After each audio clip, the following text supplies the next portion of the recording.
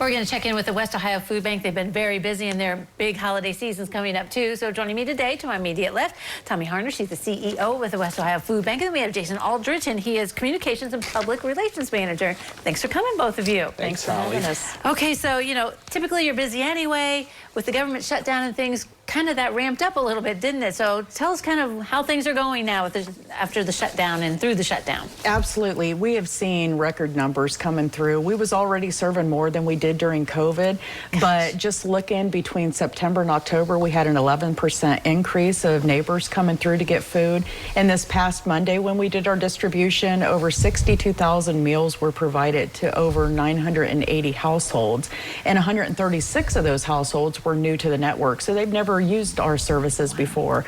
So we know that that has a lot to do with the SNAP benefits, but also it is the timing of the year, because at this time of year, bills are a little higher, the price of groceries are higher, and people are just struggling, living paycheck to paycheck, and need that extra help. Right, yeah, and I think that's something that sometimes people think, well, I have to be unemployed to be able to get help from you guys, or that's the only people that, you know, reach out to you. That's not true. Paycheck to paycheck, struggling, you're there to help, right? Yeah, there's more working poor than what people realize, and we are seeing a lot more of those, plus our senior population.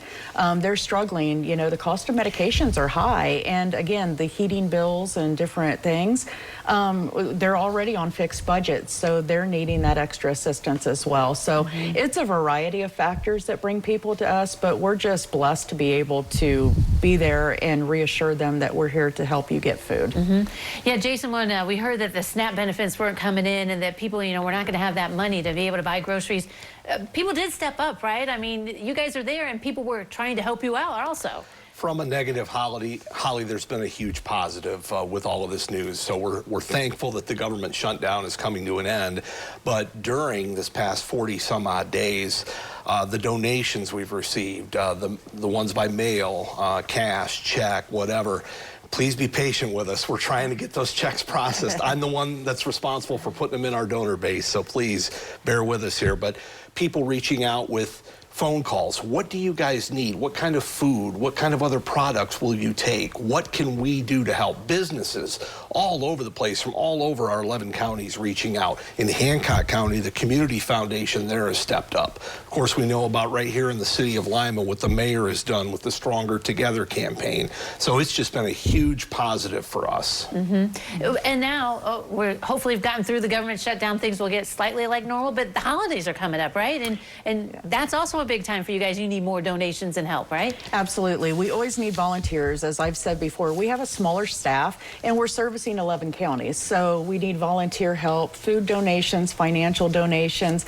because we are seeing that increase in individuals. So we want to make sure that we can keep providing that food to them. And speaking of that, you guys are looking ahead to Christmas Eve dinner. You're still going to try to do that this year, right? Yes, absolutely. We're planning on 2,000 again.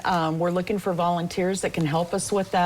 Not only packing those meals, but helping to pass them out on Christmas Eve morning, and then to help deliver for shut-ins. Right, yeah, and those volunteers and donations of food too, so it's kind of like a whole package deal. Keep you guys in mind, right, Jason? Yeah, keep them coming. I mean, we'll take them, and you know, it's always a fun time of year, obviously, with the holidays, and you know, reaching out to those that are a little bit less fortunate than us. And boy, I tell you, that day before, the 23rd, before we pass out the dinners on Christmas Eve, it's hectic, but it's a lot of fun. And you know, if you want to volunteer for that, if you want to see what we're all about, please just let us know. All right, West Ohio Food Bank helping out in our communities, 11 county area, as you mentioned. So a big, broad area in our region. Thanks for coming today, you guys. Thanks for having us. All right, don't go away. We'll take a look at the weather forecast next.